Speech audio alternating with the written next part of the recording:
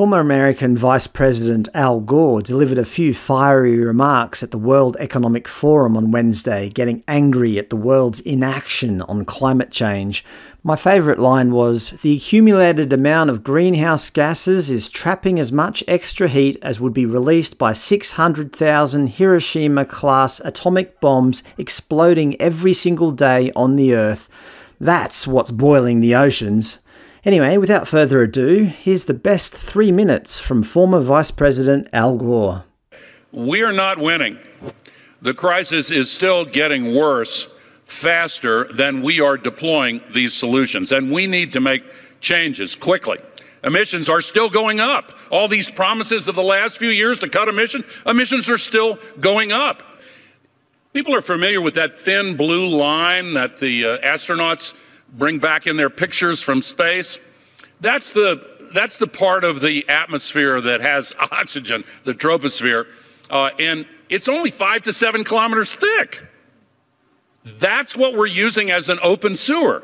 We're still putting 162 million tons into it every single day, and the accumulated amount is now trapping as much extra heat as would be released by 600,000 Hiroshima-class atomic bombs exploding every single day on the Earth. That's what's boiling the oceans, creating these atmospheric rivers and the rain bombs and sucking the moisture out of the land and creating the droughts and melting the ice and raising the sea level and causing these waves of climate refugees predicted to reach 1 billion in this century. Look at the xenophobia and political authoritarian trends that have come from just a few million refugees. What about 1 billion? We would lose our capacity for self-governance. We have to act. We've heard about divides at this conference between the North and South and the East and West. There's another divide, increasingly, between those who are old enough to be in positions of power and the young people of this world. Greta Thunberg was just arrested in Germany. I agree with her efforts to stop that coal mine in Germany. The World Bank is completely failing. Okay.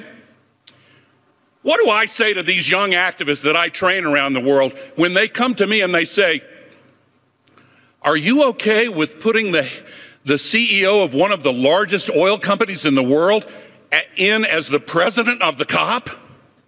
Is that really okay?" The people in authority are not doing their job. There's a lot of blah, blah, blah, but we are still failing badly. We cannot let the oil companies and gas companies and Petro States tell us what is permissible. In the last COP, we were not allowed to even discuss scaling down oil and gas. Can't discuss it.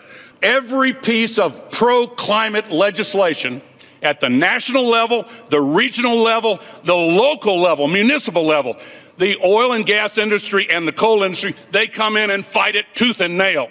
The people of this world, and including the young people of this world, can say, we are now in charge of our own destiny. We're going to stop using the sky as an open sewer. We're going to save the future and give people hope. We can do it, and remember that political will is itself a renewable resource.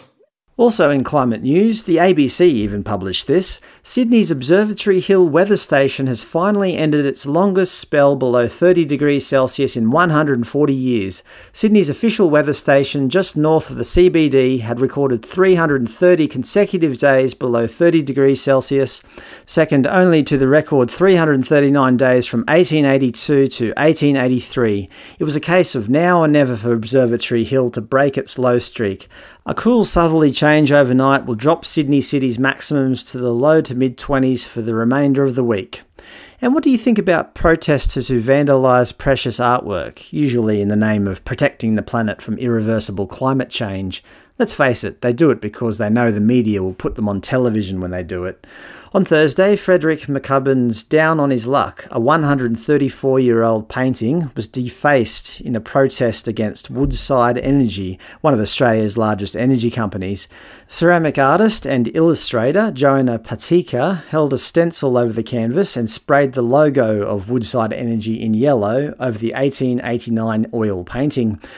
Balladong Noongar man Desmond Blurton also unfurled an Aboriginal flag on the floor of the Art Gallery of Western Australia, while Ms Patika glued her hand to a wall. The gallery says the painting was covered by Perspex acrylic and was undamaged in the incident. What do I say to these young activists that I train around the world? We have to act. That's what we're using as an open sewer. What about $1 billion? $1 billion in this century? The World Bank is completely failing. 600,000 Hiroshima-class atomic bombs exploding every single day on the Earth. That's what's boiling the oceans. Is that really okay?